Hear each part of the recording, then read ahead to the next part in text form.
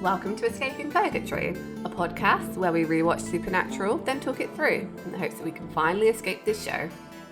Join us each week and leave comments on upcoming episodes, and together we can escape Supernatural Purgatory. Well, hi. Hello. Yeah, this episode, I think I said it last week, is... It really is. Yeah. So as I got halfway through this episode and I was like, why am I even watching it?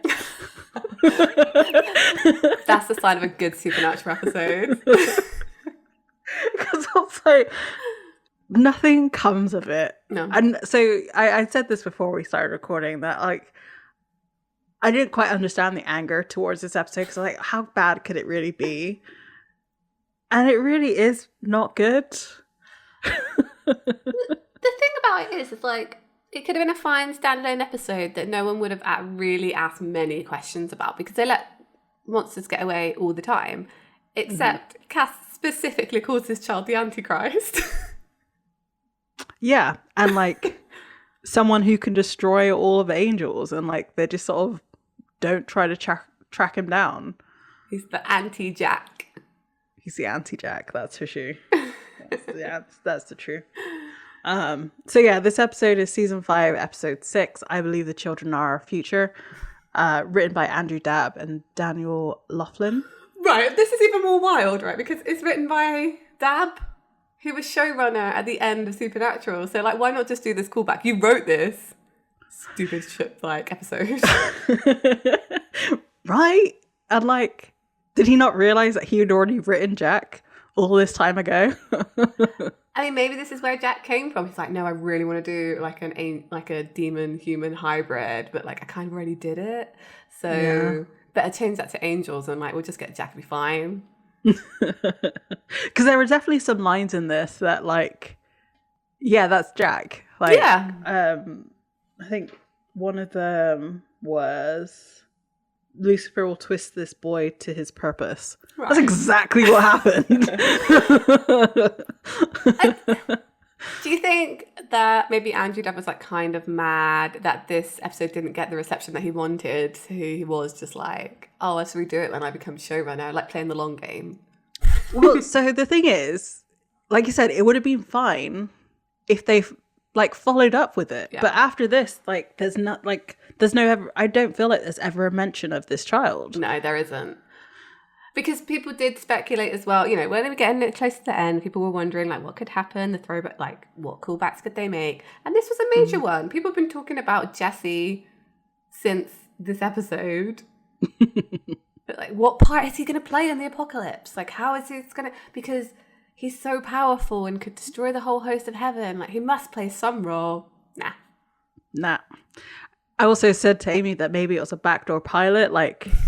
something, because it is clear. So I know we're jumping ahead because I don't really care for this episode. It's really weird for me, like, not like I really do not have any feelings or thoughts about this episode beyond like it exists. Yeah.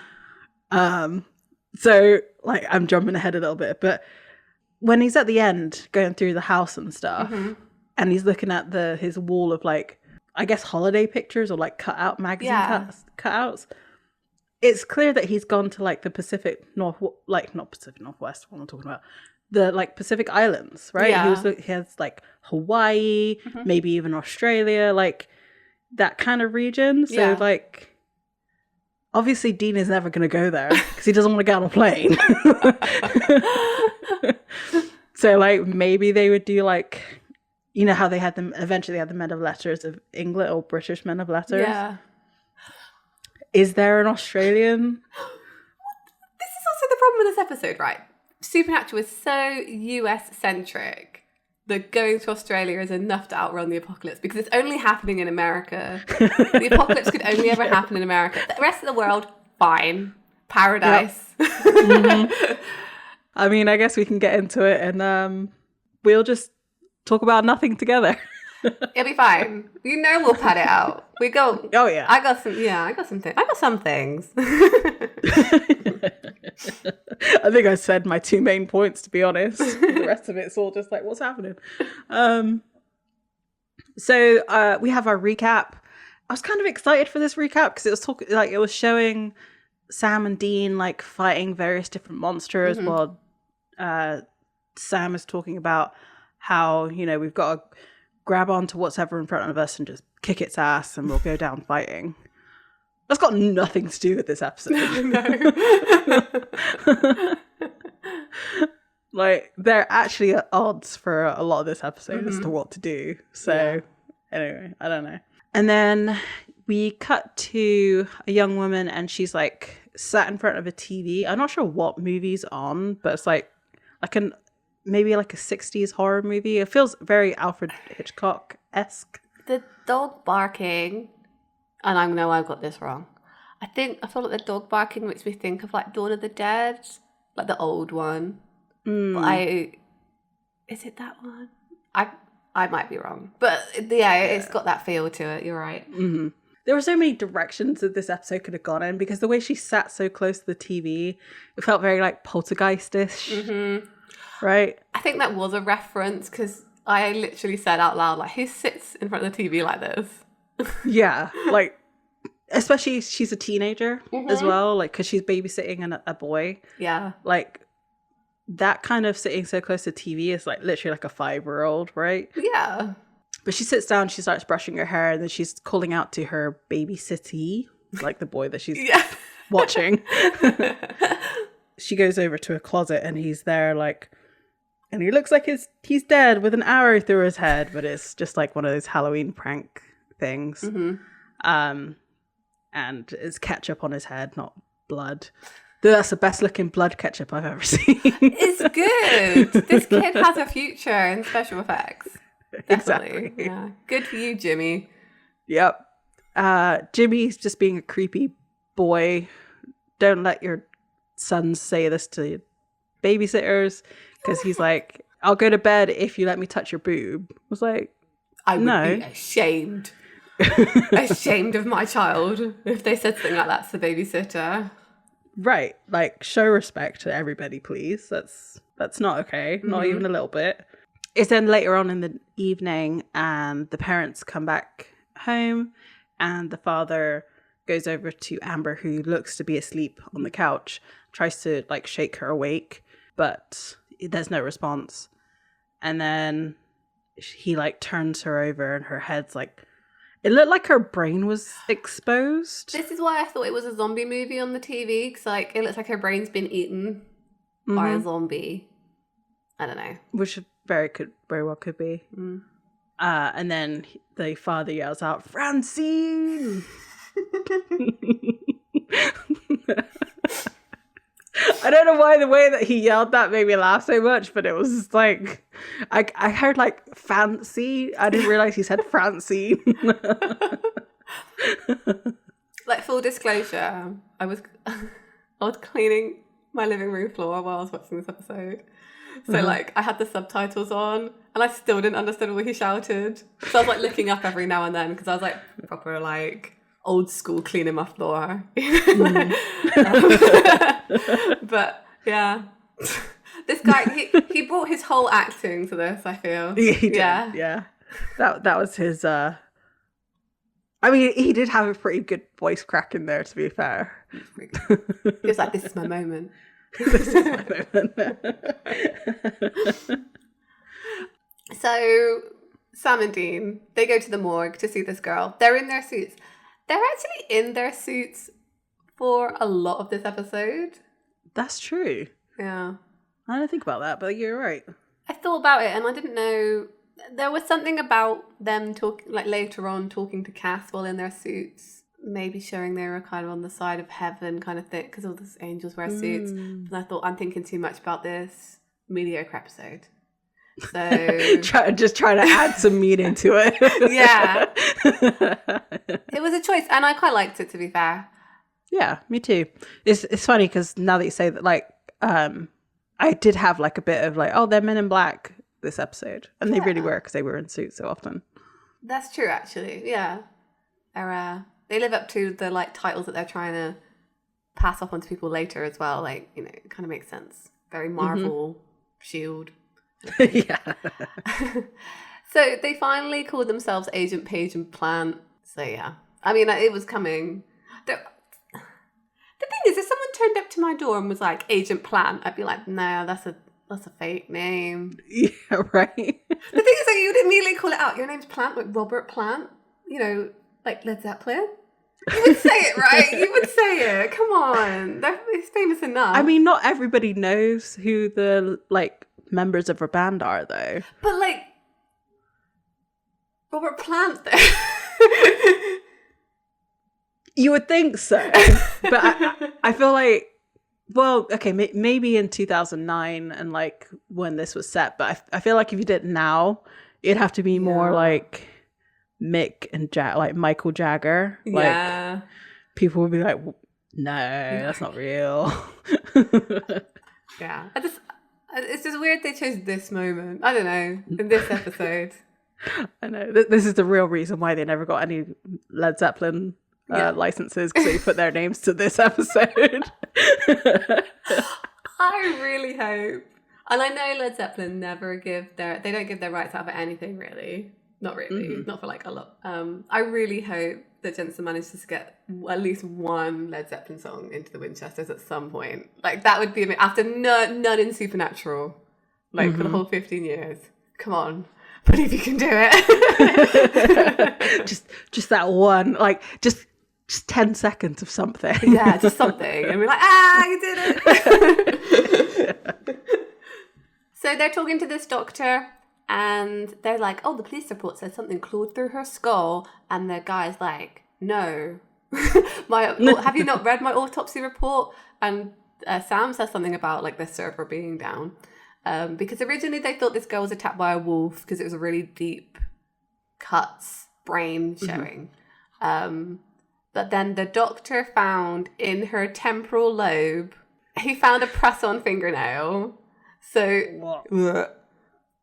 just showing that she had clawed through her own skull. And they do question this, and he's like, oh, it would have taken hours and like been really painful, but yeah, it looks like she did it. And her hand is missing a fingernail.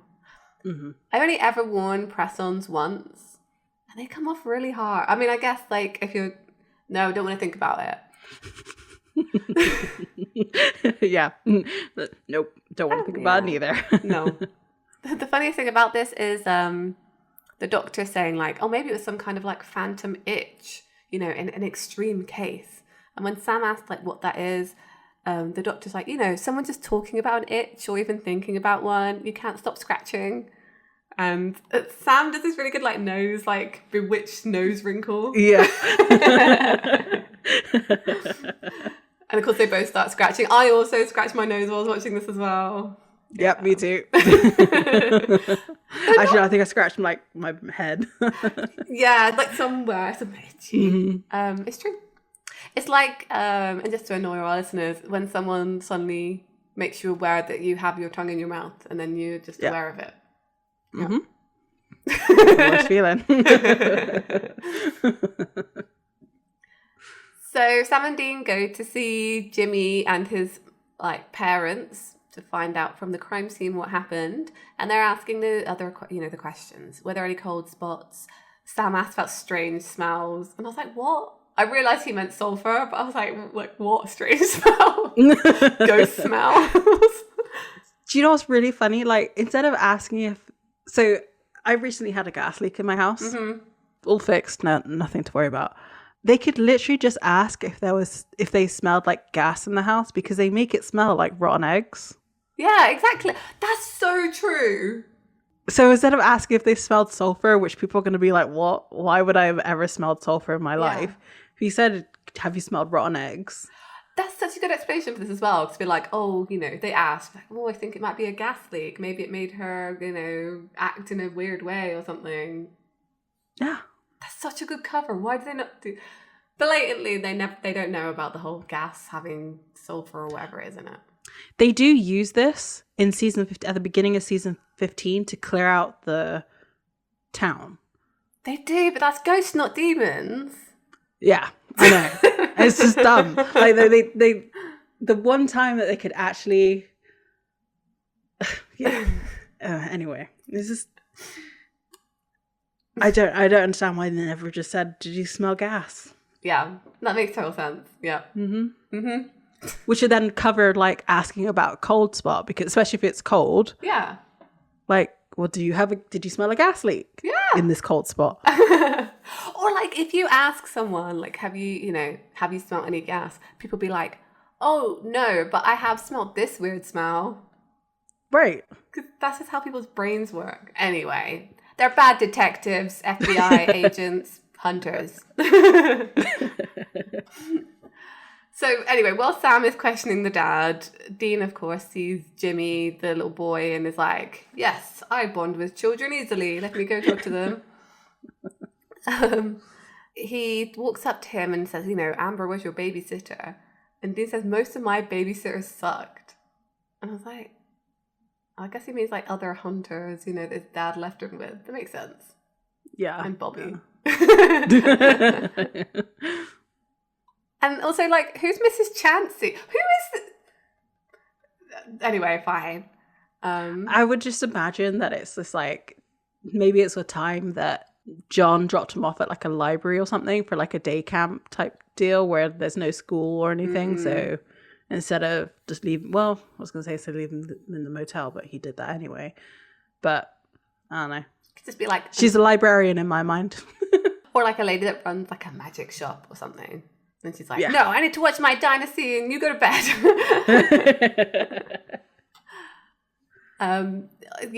Dean thinks his kid's seeing something strange and, like, the kid's like, no. And Dean basically threatens this child. We're going to start talking truth, or are you and me going to have to take a little trip downtown? The way that he, like, puts his hand on his shoulder is just like... I can't lie to this FBI guy. So, yeah, after threatening this child, that he's going to arrest this child, he admits to putting itching powder on this girl's hairbrush, which we saw her brushing her hair with, so it makes sense. Why, as a babysitter, are you bringing your hairbrush? I thought the same thing. What are you doing? Like, girl, what are you doing? Like...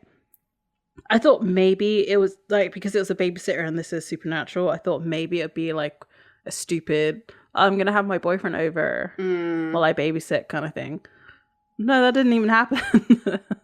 I feel like it's a very tenuous link between like zombie movie, wanting to do the brain shot. Oh, how are we going to get itching powder on her head? Okay, hairbrush.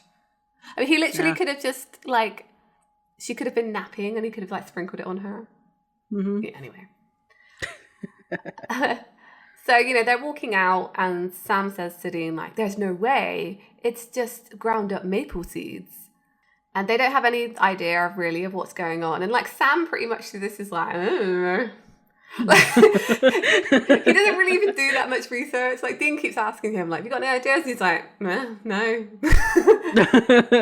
And it's Dean who does the experiments in this too. So yeah.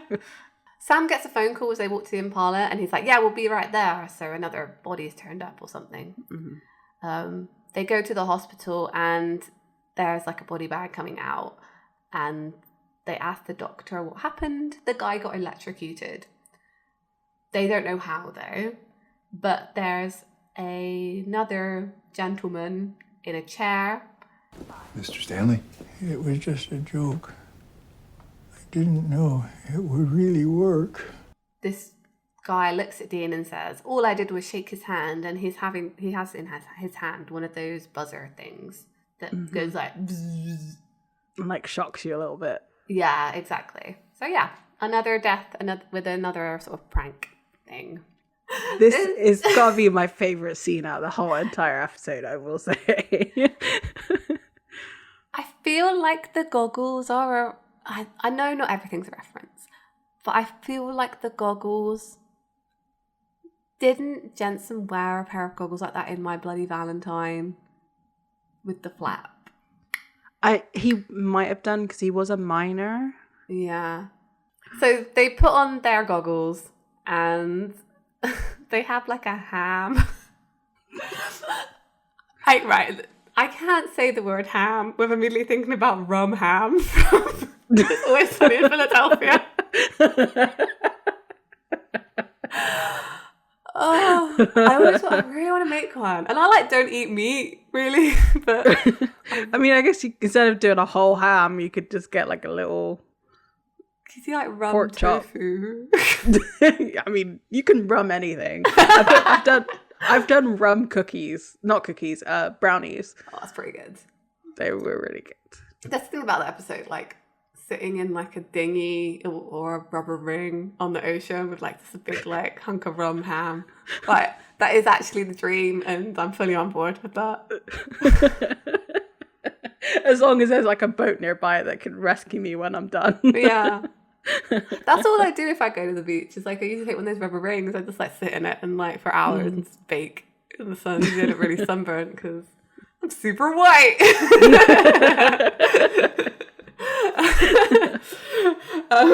Anyway, so they have this ham, and Dean has the buzzer in his hand, and he's just really tentatively pressing it. And as he does it, it cooks the ham. You see a jolt of lightning, and it does that. And Dean says, "That'll do, pig." It's a great line. So yeah, they don't know how it works. It doesn't have batteries. It's a wind-up toy. And Sam's maybe it's a cursed object. That's why Dean is touching it. Exactly. That is why Dean is touching it. Dean pulls out a knife and eats a bit of the ham and suggests there might be a witch. And, there's no real connection between them other than maybe they were bought from the same shop. So they're going to look for someone that sells itching powder, and they're called joy buzzers. Mm-hmm. Have you ever used one of those? No, I don't think I have. I think I have had one, but it's a plastic bit of crap. It really doesn't do anything. And it's so obvious you have it in your hand. It's massive. What is your favourite prank? Do you think? Kiddie ones like this. The removable finger, I think, is probably because I think that generates the best reaction, because if you're not I mean, it never worked for me because that's usually a white finger and I don't have white hands. So when I've seen it done right, it's probably my favorite. Yeah, I am partial to a whoopee cushion. I have had some. I don't know why. It seems to have loads around my house when I was a child. I remember one we had. This is innovation, because normally you have to blow up a whoopee cushion is really hard. This had a sponge inside, so it would self-inflate once you pressed it down. Yeah, that's amazing. I know. That's actually that's living in the year 2030.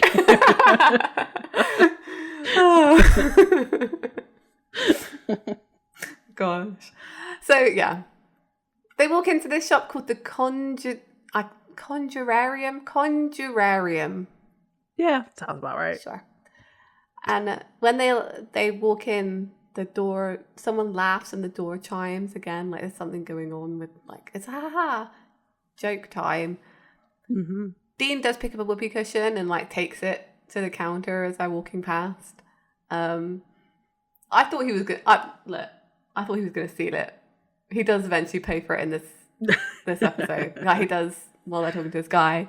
But yeah, I was yeah, just put that in my jacket. I think after talking to the owner, seeing how depressed this owner is, he's probably let me give him some money. Yeah, it's probably $2 or something. Yeah. So, they do talk to the owner and ask him about this itching powder and the buzzer, and he says, he sold one each. He sells so little that he remembers selling these. Yeah. Which is very sad. I mean, to be fair, I don't imagine that joke shops do have big business these days. Not as big as that shop is, no. Oh. They're usually in party shops, which have everything. Yeah, that's true. Or in a Target or something where they're at the front. Mm-hmm. I don't feel yeah, I've seen shops like that, but they're usually in tourist trap areas, sort of the Pier of San Francisco, or certain areas of New York and stuff like that. But you're not going to find it in some little town in Nebraska, which is where we are at. I feel if these I saw one now, I just assume it was like a front for something else. Yeah. Yeah, right. Like, how are you still in business? Yeah, exactly. So, his business is not doing well. They don't buy much, but they're more than happy to break stuff. These days, all they care about are iPhones and those kissing vampire movies. So he's really angry, and Dean's like, so you hate them? He's like, you wish there was something you could do about it. And the guy's like, yeah.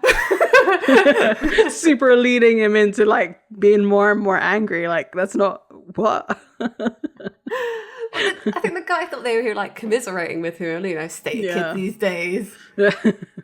So Dean goes, so you're taking revenge, and then like grabs a rubber chicken and just like destroys it with this buzzer. It like melts into the counter. And the guy is just in disbelief and Yeah, something tells me this guy is not a powerful witch. in front of this guy, and then they just leave. Dean's just like, sorry. So like, these guys came in, bought a whoopee cushion, first of all, said like, kids these days, melted a rubber chicken, and then accused you of being a witch and left. Like, Yep, that's exactly what they did. And like, the guy is just presumably fine, or he's closed up shop. Probably closed up shop, to be honest. yeah, just like cut your losses, man. Yeah. Mm-hmm. So after they leave, we cut to another house. I already knew where this was going, and I hated it. So this little girl has lost her tooth, and her dad's like, put it under your pillow, and the tooth fairy will come and give you a quarter. And even the girls are like, some freak's gonna come into my room and take my tooth. Yes. So he tucks her in and like says, bye, good night. And then later on, we see the girl like go into her dad's room and put her tooth under his pillow. Mm-hmm. She's like, haha, fairy can get you. Yeah. And then this man appears wearing a like fairy outfit, and just says like, hold still. And then you see in silhouette like a pair of pliers, and he's like pulling a tooth out. Horrible, hate it, do not want. So the whole time I was watching that, I was like, oh, is this the inspiration for that Tooth Fairy movie with The Rock in? Yeah, maybe. This idea of like this dude just basically dressed up as a fairy. Yeah. Being a tooth fairy, like, it feels very 2000s humor. It totally is. Yeah, it totally is. I hate things to do with teeth. It's not nice. I mean, it didn't really bother me, this one, just because it's done in silhouette and it's just like, it's very exaggerated. So like, I was just like, oh, yeah. Oh well. Yeah. I didn't even catch on that like he'd removed all his teeth until like later on.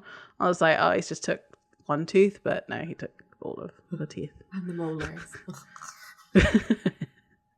And I guess teeth thing just don't really, unless it's like on screen, it doesn't really, doesn't get to me. Okay, fine. It could also be that this episode was just like, what is going on? Like the beginning of this episode feels very different to the end of this episode. Totally, yeah. Like I said, this episode takes like a full, like, hard left turn. Right. This could have been just like bedtime stories. Mm-hmm. Or any of the other prank episodes that they've done on each other. Right, yeah. And the problem is like, I feel like they wrote a filler episode and then they were like, oh yeah, the apocalypse is happening. Better tie this in somehow. Yeah. So we're at the hospital and Dean is flirting with a nurse. The way that he like goes to grab her name tag just makes me really uncomfortable. Don't flirt with people at work. They do it. So it turns out that the person who had removed all of this man's teeth was 5'10", 350 pounds. I don't think that's accurate because this guy looked really skinny. Yeah. And he had wings and a pink tutu and said it was a tooth fairy. Dean like brushes it off and he's like, so obviously he was whacked out on painkillers. But the guy got past locked doors and windows and without triggering the alarm. And the fact that he left 32 quarters under this guy's pillow, so Yeah. one for each tooth. Though, shouldn't he have left 33 because his daughter's tooth was also there? Plot hole! That's your issue.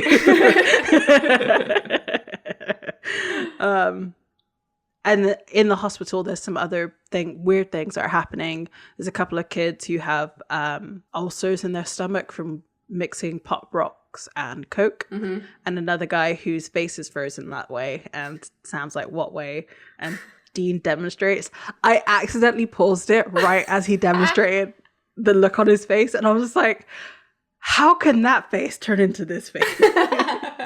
Because he goes all in with the cross-eyed and the showing of his like teeth and everything. It's like very disarming that way. And they're like, well, none of this really kind of makes sense. Dean started talking about sea monkeys, and I'm not entirely sure how he got onto the subject of sea monkeys. I also rewound this and was like, how did we get onto sea monkeys? Because I mean, there's just a literal jump from like talking about having this man's face frozen, Yeah. and having like cosmetic surgery to fix it, to sea monkeys. It's like, I do this. I'm really bad at doing this. Everyone knows me. I'm bad at doing this. I could continue a conversation in my head that no one else knows. And then just randomly, I'll be like, oh yeah. This happened to me literally yesterday.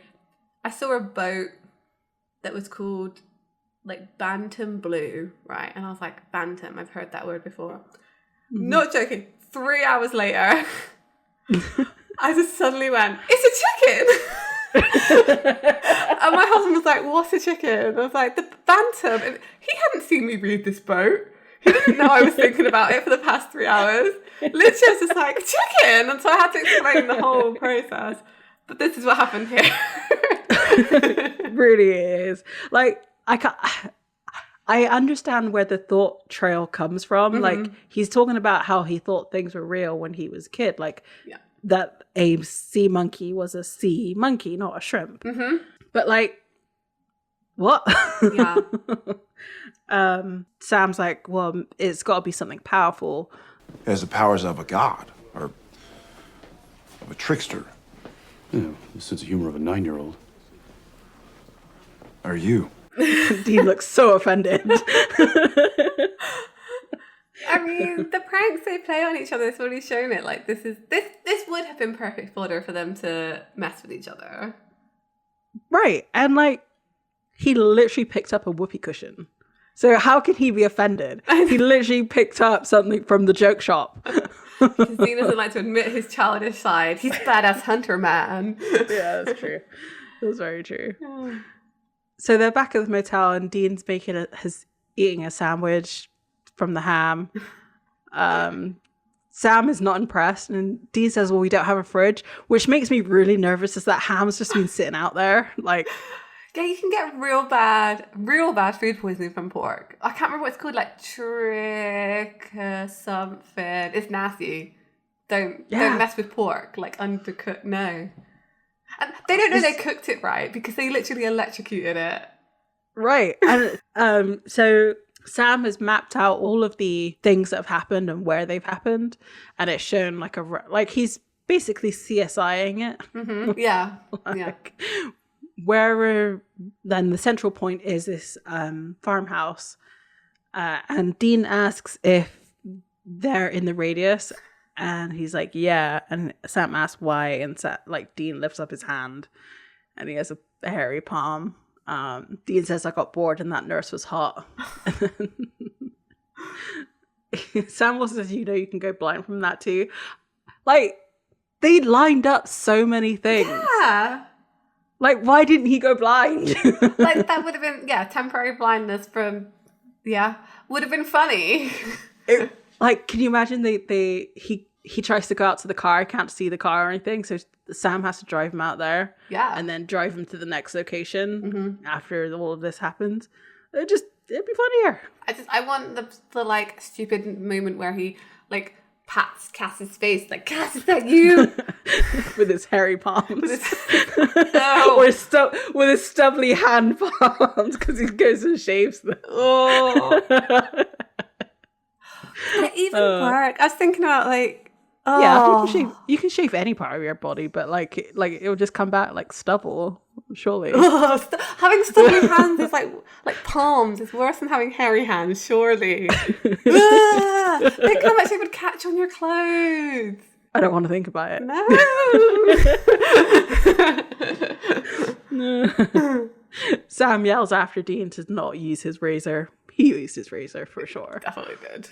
So they get to the farmhouse and they try to lockpick the door, but this little boy opens the door. His name is Jesse. We'll get to that, but it's easier just to call it like we've already said who he is at the beginning of this episode. And they show him their FBI badges. Okay, so an improvement on this, right? So we've already why couldn't he have been older? Like, it doesn't really make sense as to why this is such a mature child. I think it's because, and the only point to this episode is that Sam needs to see himself in this child as like young, latchkey kid with no choice in his fate. Yeah. Yeah. Okay. Fair. Ugh. So this Jesse kid is making he eventually trusts them and lets them in, and he's making soup. Sam's like, right, I used to make my own dinner too. It's just like, actually, you kind of didn't. I thought that too. That's a Dean line, right? Yeah. No, Sam, Dean made your dinner.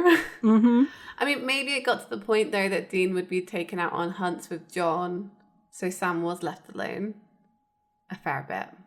And Dean notices on the fridge that there's this, what looks like, see, this is what I mean by 350 pounds. That guy is not 350 pounds in that picture.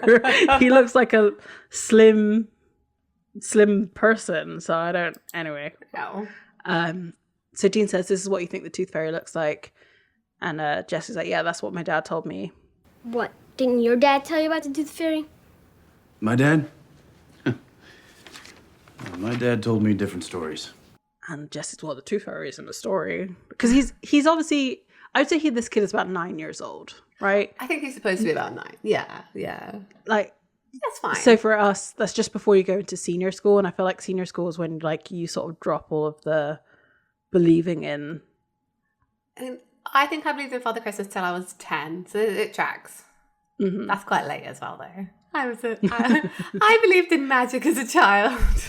So then Dean goes on to say, he pulls out the joy buzzer and says, so, the kid freaks out. It's like, you shouldn't have one of those. They can kill you. They can electrocute you.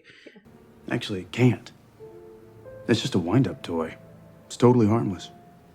Doesn't even have batteries. I mean, all it does is just shake in your hand. It's kind of lame. See? And then he touches Sam. It's such a good moment. This is perfect pranks. Yeah. This episode had so many good opportunities, and they did use it on this occasion, but never again. Yeah.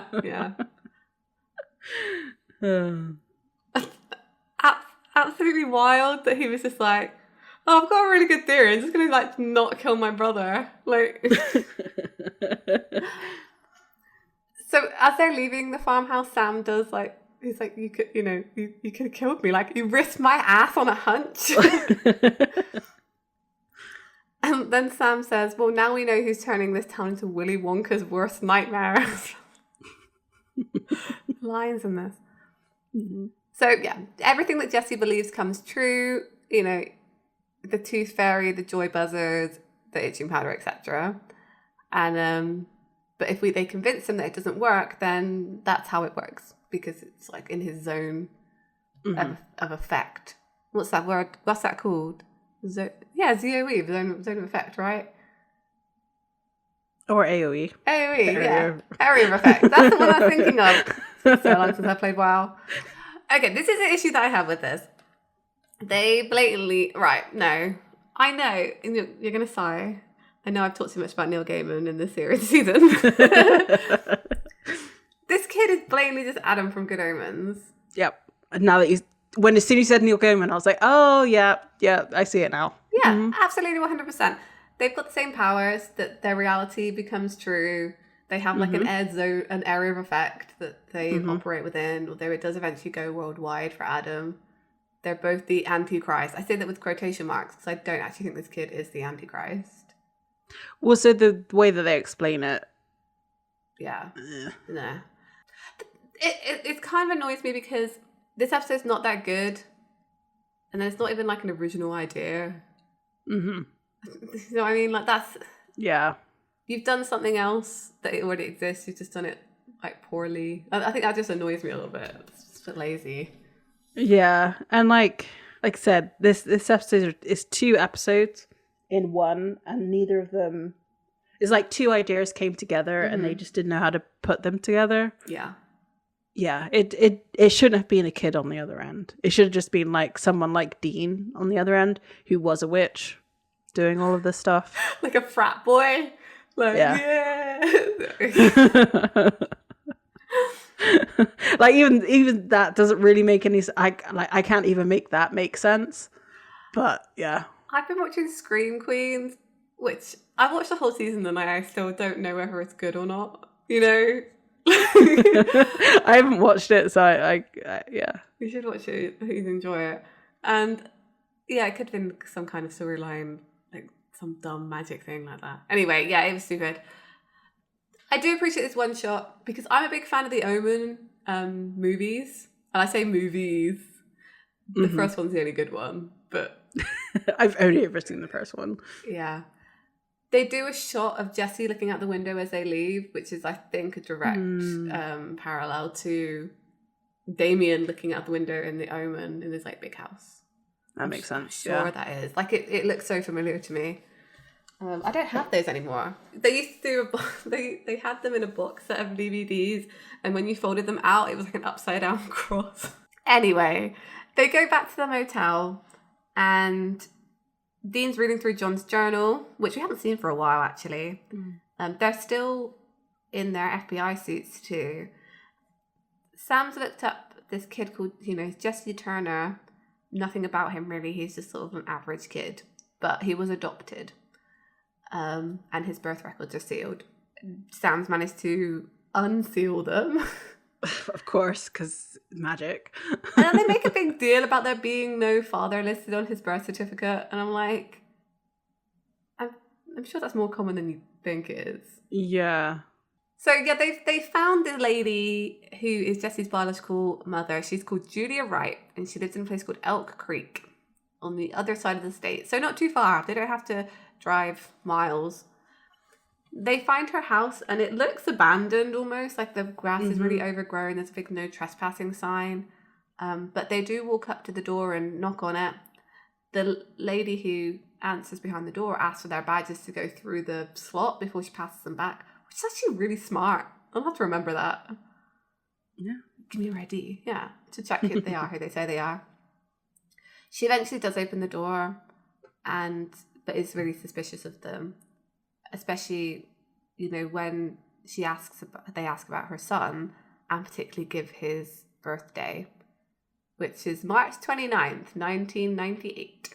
The question that really sort of like triggers her reaction, they ask...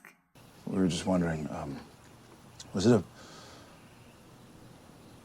a normal pregnancy? It's such a weird thing to ask. Yeah. Right? I mean, they're not good in, interrogators anyway, so, sure. But, just randomly asking about somebody's pregnancy feels kind of rude. It's kind of rude. Very personal.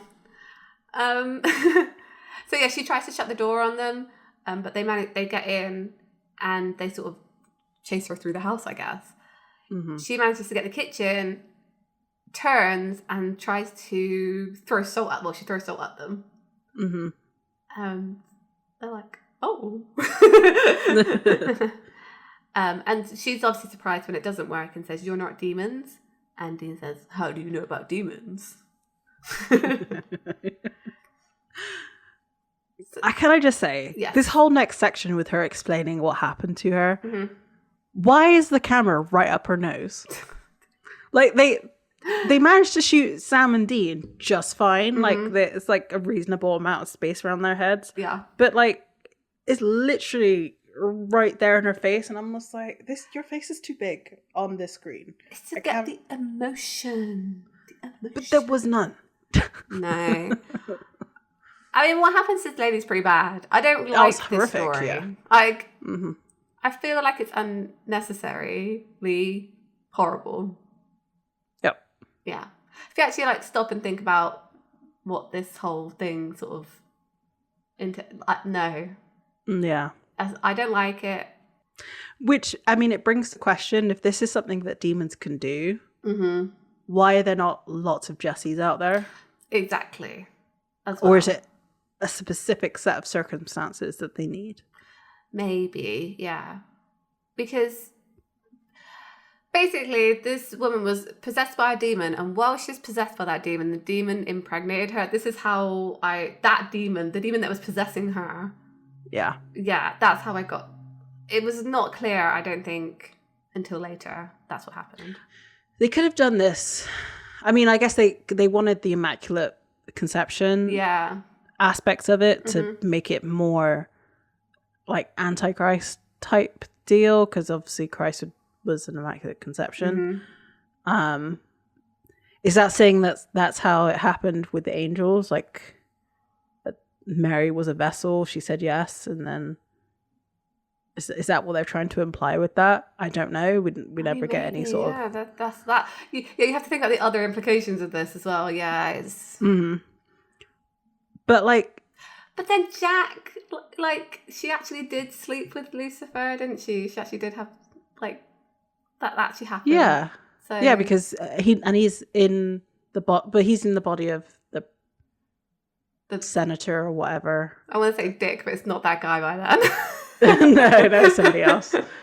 I can't remember if it was the president or someone in office. Someone. We'll get that.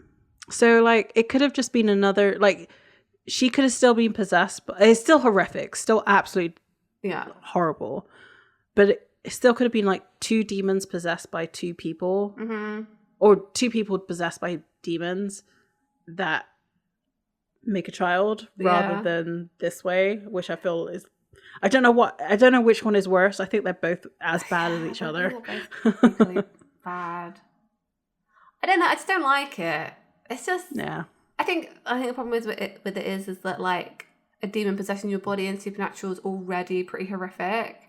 And then, you know, we talk about, like, consent and the fact that possession is kind of conflated with assault, right? And then this kind of takes it to another level, and I just thought it was just a bit unnecessary. Like, we could have had... Like, the thing is, we could have also had it the other way, which is kind of what happens with Nephilim, is that maybe she fell in love with a demon. Like, it didn't have to be so horrific. Maybe she fell in love with someone who was possessed by a demon. It's still bad, right? Like, consent-wise, but, like, I don't know. It doesn't feel good. It icked me out, as the kids say. Yeah, it definitely didn't feel good. Especially since it wasn't even good storytelling. Like, it didn't add to the story in any kind of way beyond, like, shock, I guess. Yeah, I think that's the thing, isn't it? Yeah. So yeah, this lady she gave birth to a demon baby, and she did think about, you know, getting rid of the baby, but decided eventually to just have it adopted, which fine. That's yeah. She does ask as well about Jesse. You know, have you seen him? Like, is he human? I do appreciate Dean for this, but he just says that his name is Jesse. He lives in Alliance, and he's a good kid. Doesn't say about any of the powers and stuff. The fact that people have died. There is some kind of recognition that this woman's been through enough. Like, she doesn't need to know that. It's like, it's not her fault. You know, because she it seems like she would maybe blame herself as well. That's true. Yeah. A thing that they also don't follow up on with this is that, like, she says that she knew what to do when she wasn't possessed anymore, like, because of the pain of giving birth. Yeah. She knew what to do. She crawled over, swallowed a whole bunch of salt, and the demon expelled itself. Like, they don't, like, Sam and Dean don't follow up on that, and it just leads to the end of this episode. And of course they couldn't not, I don't know, it was This woman is clearly traumatized. Yeah. And they know that demons and angels are like on their tail most of the time because they're all for the apocalypse that's going on right now. And like, they're just so careless. Yeah, they really are. And it makes me really angry. The thing is, they could have told this woman, who's clearly scared that demons are going to like come get her, they could have told her like, oh, you know how to like this to never happen again? Like, we have these like neat tattoos. Like, why don't you go and get one? Like, this could, and we promise you that will mean that you never are possessed again as long as that tattoo's intact. Or just keep, those charms that they had at the beginning. Like, just why do they not have a whole bunch of those just around to just give to people? Or draw her a devil's trap, like, jeebus, Something. They do actually just abandon this woman. Like, they ask for her help, get her help, and then just abandon her. Yep. Boo. Boo. Boo. I feel bad because she's just a plot device. This is my problem with this. I don't think men writing this can realise how kind of horrific this actually is to write. Do you know what I mean? Like, if you actually think about the experience, if you've got... Anyway. Yeah, no, I completely agree with you. Like, it doesn't feel right to have this as a plot device. Yeah. Yeah. Ugh. Anyway. This episode just made me more angry. I know, right? I'm also rattling you up. So I'm like, yeah, I didn't like this. I didn't remember this whole section. I just remembered that like Jesse was the Antichrist, blah blah. They never follow up on it, and it's such a juxtaposition between the beginning of this episode where it's all like, haha, it's really funny. Yeah. I think that's the problem. Is it's just such a mood changer, and then it never gets light again in this episode, and I feel like it just leaves you with a really bad taste in your mouth by the end of it, and you're like, why did I just watch? Yeah, you're right.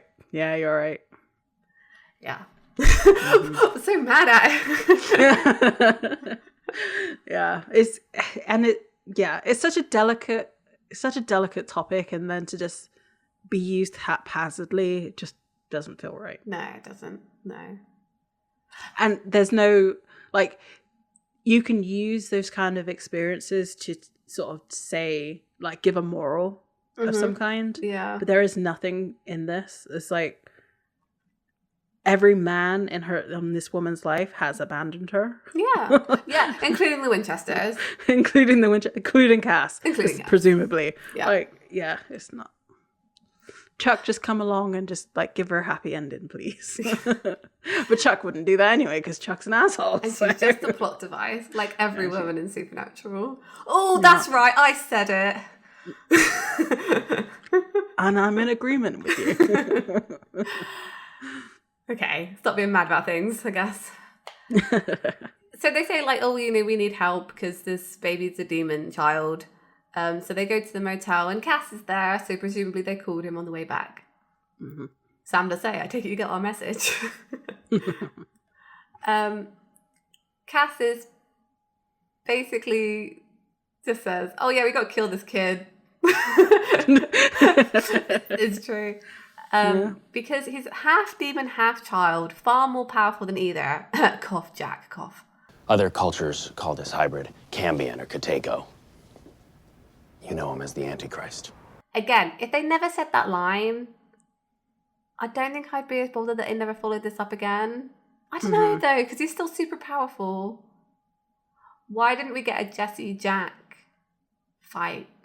Crossover. Because they would have been about the same age at that point, too. Yeah, and it would have been good if, like, it was when Jack was going through his, I've put in quotes, evil phase, and this kid has just lived a normal, like, kind of chill life. You know? Yeah. I don't know. And, like, yeah, it's funny what happened, like, with Cass sitting on the whoopee cushion and it farting. But, like, after what we've just gone through, I know you're supposed to, like, lighten the mood, but, like, this is not the way to do it. Especially since he just said, like, he's going to kill this kid. Yeah. I appreciate a fart joke. Look, I'm a child. It's the stoic face for me. Yeah. And it's the who put that there for me, for Dean, but it just doesn't feel right to, like, yeah. It's the lighting of this scene. Like, it's still really dark from previous. And yeah, I don't know. It's just weirdly. I guess it's supposed to be weirdly out of place. I'm going to give them a pass on the whoopee cushion. I mean, they had to use it. Really, they Yeah. had to use it. A Chekhov's whoopee cushion. We've seen it, so it has to be used at some point. Exactly. So, Sam says, like, well, if he's the Antichrist, he must be the devil's son. And Cass is like, well, no. The Bible gets it more wrong than it does right. The Antichrist is not Lucifer's child, just demons born. I mean, I guess this is the point, because Nephilim are when angels mate with humans. Mm-hmm. It just happened that Jack had an archangel as his father, so maybe he's more powerful than your average Nephilim. I mean, yeah, I know that would make sense. Possibly. But he says that one of the devil's greatest weapons against heaven, these like demon children. Cass is kind of saying like there has been, the way he's phrasing it, it makes you seem like there has been these kids before. Yeah, or like more of them. Mm-hmm. Maybe the angels somehow has put a stop to it, and this one demon found a workaround or something. That's why there's not more. Again, I'm filling in the gaps because they don't explain why. Yeah, this doesn't make sense because like they just lost the kid, but Cass is like, well, because of his power, he can. But like he doesn't. This kid doesn't know to hide himself. Mm. Oh, I don't know. It makes no sense. Anyway. Like, it makes sense for why they wouldn't go after him after the fact, because they don't know how to find him, and now that he knows he has to hide himself. Mm-hmm. But like, I'll get to those thoughts at the end of this episode. But Okay. Anyway, yeah. So, the demons lost Jesse, and because his power hides him from angels and demons, apparently, like a force field, Dean calls it. But because Lucifer has risen, the kid is now stronger than he would be normally. Again, I'm inferring, like, do you know what I mean? Maybe. Yeah. So it says soon he'll do more than just make a few toys come to life, something that will draw the demons to him, and they'll find him. Lucifer will twist this boy to his purpose, and then with a word, this child will destroy the host of heaven. Jack. Yeah, he's Jack. And basically Cass is like, well, you can't let this happen, and then Sam's like, we can't kill children because he's Sam. Yeah. We're the good guys. He's obsessed with being the good guys. Yes. And then Cass says to him, a year ago you would have done whatever it took to win this war. And Sam says things change. And Dean kind of like then puts himself in between Cass and Sam, because they're kind of like about to argue with each other. Yeah. Mm-hmm. And Dean's like, look, we're not going to kill the kid. Like, we can't leave him here. We'll take him to Bobby's. He'll know what to do. And then Cass like, well, if you kidnap him, he's going to get angry, and he's going to be even stronger when he's angry. They need to stop equating anger with power in this show, but they never do. They never do. It's a man thing. They do it in Star Wars too. Yeah. Yeah. So Sam wants to tell this kid the truth, that he's destined to go dark side. So we lay it all out, what he is. He might make the right choice. And then Cass says, well, you didn't. Oh! Oh, the burn. The thing is, there were other circumstances in Sam's case. Yeah. Like, this kid is not being manipulated by a demon. No. And being told that he can use his powers for, like, yeah, no. It's not the same. It's not the same. I guess the problem is like, if they do tell him the truth, and I mean, we can get to this again at the end, there's always a chance he could seek out the demons because he wants to know, like, where I'm from, because he's just a kid. And then ended up getting turned to the dark side. There is risk in telling him about what's actually going on. I would agree with Cass there. Yeah. But then it just leads to what happens. Like, if someone doesn't tell him the truth from a quote unquote good point of view, Mm-hmm. you can then get the truth from a bad point of view, which is what kind of happens here. That's true. Yeah. Like, because what she says is not totally incorrect, Mm-hmm. but it's spun in a way that will make him angry versus telling them that, like, you don't need to be angry at the world that this is what you are. Yeah. So much angst. The angst. Yeah. It's too much, man. So we cut back to Julia's house, and the like mailman surprises her. Turns out he's a demon, because he surprised her, and she's like, "Oh, I'm just a little shaky today." And he says, "Well, talking to the Winchesters will do that to you." Mm-hmm.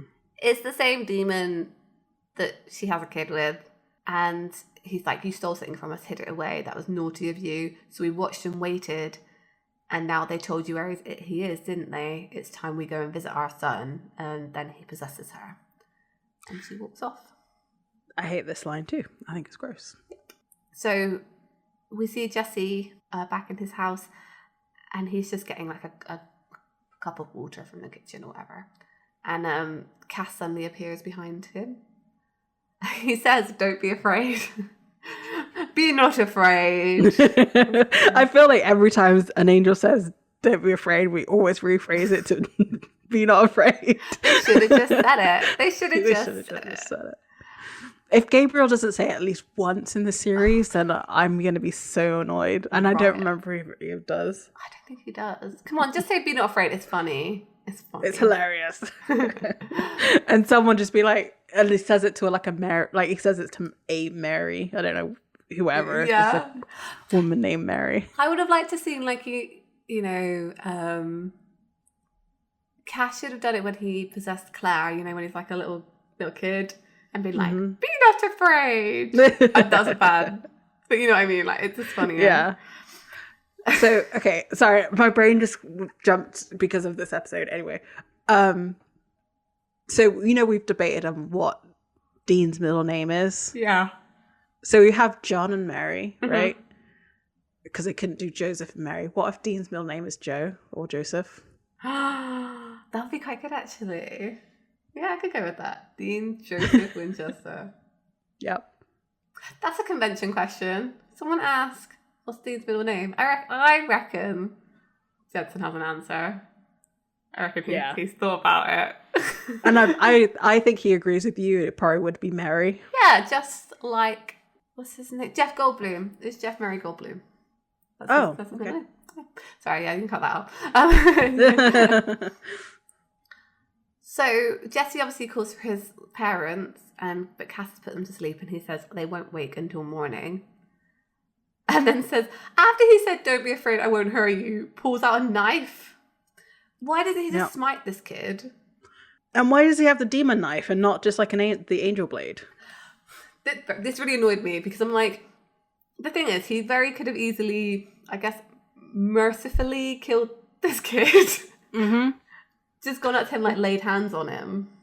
Maybe he's afraid, because obviously it didn't really work with Alistair, right? So maybe he's afraid that he's stronger, like he's too strong, that he's not, like it needs an archangel to actually smite this kid, and needs a demon blade to kill him. Cass did say he was cut off from heaven. Yes. Maybe that's why. Okay, fine. Fine. But he can still jump around. I guess he's flying, wings, technically. Yeah. That's different? Question mark. So yeah, Cass apologizes, raises the knife, and then Sam and Dean kick the door in. And Dean's like, "Was there a guy here in a trench coat?" And Jesse points to the floor, and there's an action figure. Cass, I love it. Where is that prop? Can I have it, please? Yeah, I hope it's somewhere. How's that never been auctioned off? I want it. Sorry, go on. Do you think they repainted something? Like there's some like a action figure in that pose and they just repainted it, or they got it like made? I reckon it's made because it looks too much like Cats. Like it's not great, but it's good enough, Mm-hmm. Yeah.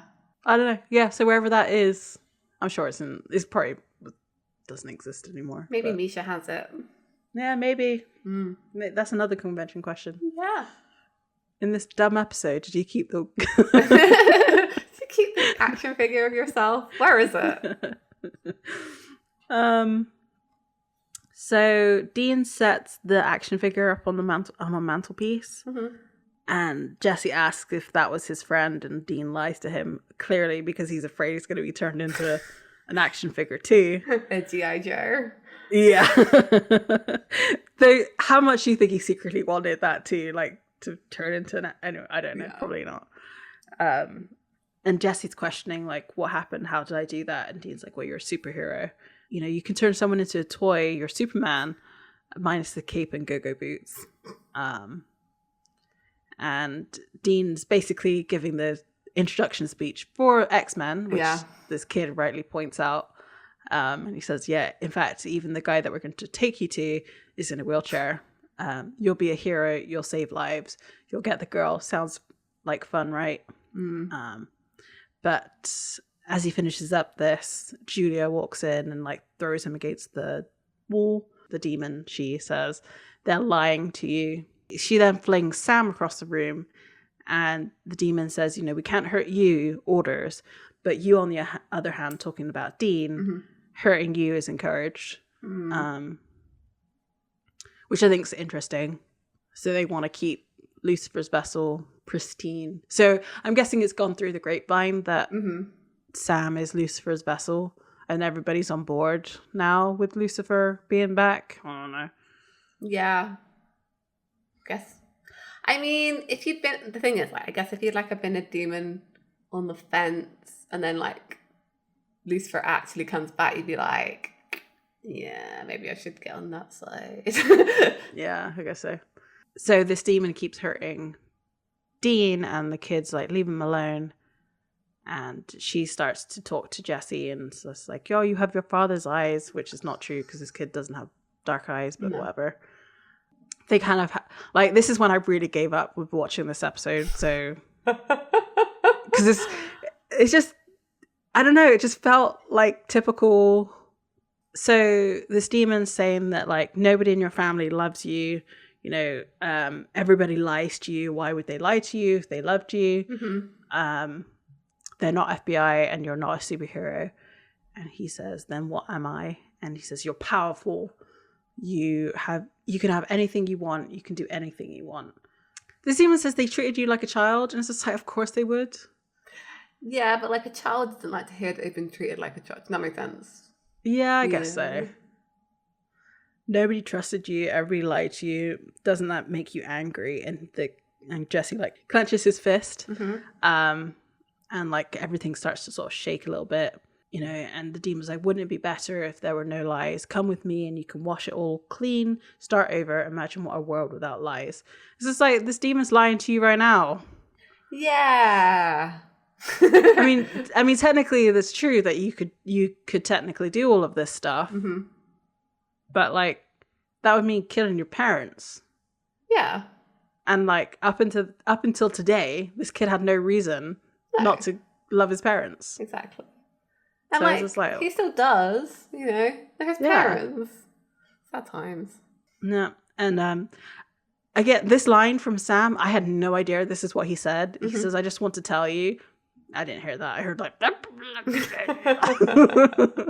Apparently a kid hears it because he makes the demon stop hurting Sam. And says, I want to hear what he has to say. And he tells the demon to sit down and shut up. And the demon does exactly that. Yeah. And Sam tells this kid the truth. There's kind of a war between angels and demons, and you're a part of it. And Sam says, you can go with her if you want. I can't stop you. No one can. But if you do, millions of people will die.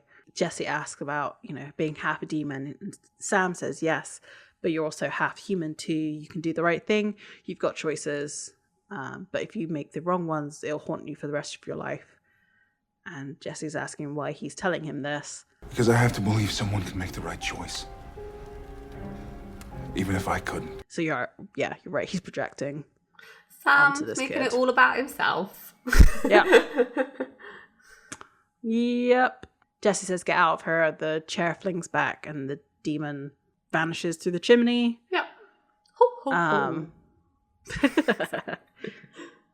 And they sort of drop, or Dean drops from the wall and asks, how did you do that? And he says, I just did. And he says, kid, you're awesome. Cool. He's got so many powers. So many powers. Yeah. Um, Yeah. Yeah. Julia is just like slumped in the chair now, so she doesn't really get to see her kid before he leaves either, which is yeah. But did she want to? I don't know, maybe not. I'm not sure. Yeah. Dean picks up Cass, the action figure, and he says, "Look, the truth is, he's kind of a buddy of mine." The word "buddy" is perfect. Mm-hmm. It's just funny because, like, whenever there's like an emotional moment between him and Cass, like later on, it's always like "buddy," but like something else. So yeah, you know, he does ask if he could turn Cass back, and Jesse's like, "No, he tried to kill me." And he's like, "But he's a good guy. He was just confused." He's like, "Okay, we'll talk about it later," because like Jesse just like ignores him. So the plan is now, Dean says to Jesse that they're going to take him someplace safe, get him trained up. You'd be handy in a fight, kid. And Jesse's like, well, what if I don't want to fight? Sam explains that, you know, he's powerful, more powerful than they've ever seen. And that makes you, and Jesse interrupts him and says, a freak? He is Sam. He's baby Sam. Yeah. And Sam says, to some people maybe, but not to us. See, we're kind of freaks ourselves. Sam's embraced the freak. He knows they're weird. Him and Dean, they're both weird. They're both weird guys. Weird guys. You know, Jesse says, like, I can't stay here, can I? And Dean says, no, because the demons will be coming. And Jesse doesn't want to go without his parents. And Sam's like, look, there's nothing more important than family. We get that. Hey. Yeah. And if you really want to take them with you, we'll back your play, but you've got to understand it could be dangerous for them too. Our dad, he would take us with him wherever he went. Where is he now? Dad. A demon killed him. So they're kind of trying to convince him to leave his mum and dad behind, which is... Not a good idea. No, I think they're more likely to keep him, you know, on the straight and narrow kind of thing. And, like, what happens when the demons go to this house? Yeah, they're going to die. And torture the parents. Mm-hmm. That's true. He won't be there to protect them. Yeah. And surely that will make him angry, therefore going dark side. Yeah. It's a dark side pipeline. Yeah, exactly. And then Dean says, like, look, once you're in this fight, you're in it to the end, win or lose. And then Sam's like, you know, we can't tell you what to do. It's your choice. Well, they're putting a lot on this kid, you know? He has no idea what to do. No. He's a 9-year-old kid. Just be like, I don't know. Yeah. Because he really can't do anything. Because if Cass takes him, Mm-hmm. the angels will kill him. Yeah. So he can't take him to heaven. No. Taking him to Bobby's doesn't really make any sense. Not No. really. Like, what's Bobby gonna do? No offense, he's in a wheelchair Mm-hmm. right now. Not to say that you can't fight in a wheelchair, but like, I guess teach him to be good. They see Bobby as like the ultimate father figure, right? Who can teach him to be good. Because apparently his own dad couldn't possibly do that. yeah, it doesn't make any sense. Just move the entire family. I think the problem is there is no real answer to this because really he's dangerous while he's alive, right? But they don't want to kill him, so it's like... So why does this story even exist? I know, I hate it too. So, you know, Jesse asks if he'd go say goodbye to his parents. So he goes upstairs, looks in on them, they're asleep because Cass put them to sleep. Mm-hmm. And then he goes to his own room and like sighs and lays down on his bed. And he sees that he has like a massive poster that says Australia. So we cut back down to Sam like just sort of like throwing Castiel around everything. I'm getting you back for trying to kill a kid. This is for her argument earlier. And then I win. Dean, they should have like done something to Cass, like he was an action figure, like drawn on his face or something. I don't know, just to come back to the pranks this episode. Mm-hmm. Dean makes a comment that like Jesse's been up there a long time, so they go up to his room and he's gone. Surprise, surprise. No. And Cass is like, Cass is back, just randomly. Like, that was Jesse's parting gift to them. Or is it because he left his AoE? I think it's because he left his AoE. Mm-hmm. he's been gone for a long time, but yet it's only at that moment that when they go upstairs is when he actually vanishes. Like, I guess he was writing the note, right? Oh, true. Yeah. Yeah. He's like, oh, no, they're coming. Quick, better vanish. Yeah. So, yes, Sam notices a note, and it says on it that he had to leave to keep his parents safe, that he loves them and he's sorry. It's kind of sad, because you're right, his parents are probably going to die anyway. Yeah. He should have taken them to Australia. Mm-hmm. So this is the point I was going to make earlier. Mm-hmm. If you are the parents of this child that you've adopted, Yeah. would you not try to track him down? Oh, most definitely, right? I know in this they're I did question this because they are leaving. I don't know how good parents they are because they are leaving him at home. He's like 9 to like cook for himself or whatever while they go off and do whatever. But they obviously clearly love him and he loves them. Yeah. So surely he'd be classed as a missing person and they'd try and find him. Also, it's the middle of the night, Yeah. right? He got up to go get a glass of water. His bed is perfectly made when he walks into the room. Oh, yeah. Because he's a demon child, and any demon children make their beds in the middle of the night. I thought everyone knew that, Annabelle. Gosh. Should have thought of it. Cass somehow knows that everyone in the town has been put back to normal as well. Sure. The ones that are alive. Everyone else is there are some dead people. And then he's gone. So they can't find him because of the boy's powers. Cass is confirming, and we never see him again. Well, I'm sure we'll talk about that in a minute. Okay, last scene of this. I'm gonna say what happened, and then I'll tell you what I think about it. There's the Impala. Dean and Sam are in the Impala as usual. They're having a conversation. Mm-hmm. Dean says, "Do you think Jesse's gonna be okay?" And Sam's like, "I hope so." And Dean's like, "We destroyed that kid's life by telling him the truth." And when Sam says we didn't have a choice, Dean says, "I'm starting to get why parents lie to their kids. You want them to believe the worst thing out there is mixing Pop Rocks and Coke, protecting them from the real world. You want them to go to bed feeling safe. If that means lying to them, so be it." The more I think about it, the more I wish Dad had lied to us. Yeah, me too. And then the episode ends. What? Yep. What? I have many questions. Not many, just some. First of all, where's this Dean when he's trying to parent Jack? He forgot all about Jesse. Yeah.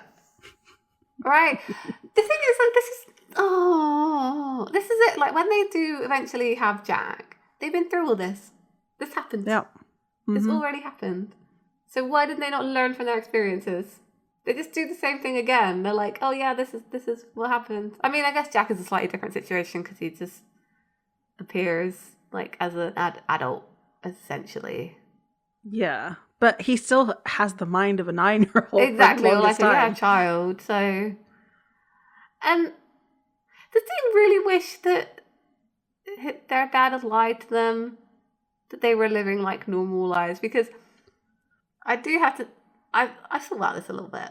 Like, yeah, okay, John could have raised them normal. It seemed like probably the better thing to do. But ultimately, in the scheme of things, because of the apocalypse, blah, blah, we're Michael and Lucifer's vessels, would that have been a good thing? Probably not. Because Probably not. They are now equipped to be like, no to the apocalypse. Mm-hmm. But then also they did cause it. So I'm like... Yeah, like it really doesn't, like, this would make sense, right, if they had children, like they interacted with children, or they had children of their own, Yeah. or there was, again, follow up on this, because they're talking about parenting, Yeah. but they never have to be a parent. I mean, Dean kind of parented Sam. Does he wish that he'd like kept things from Sam? I think he did, though. He did lie to Sam often about where John was, what they were doing. Maybe it's so you know how Sam was projecting on this kid to like not choose evil and this, that, and the other. Yeah. Maybe Dean is projecting on this kid of being like, oh, well, you know, I wish we didn't have to be John in this situation and that we could have just lied to him. And like, I wish that at 4 years old, I didn't have to know what demons were. Yeah. Yeah, I think you're right. I think you're right.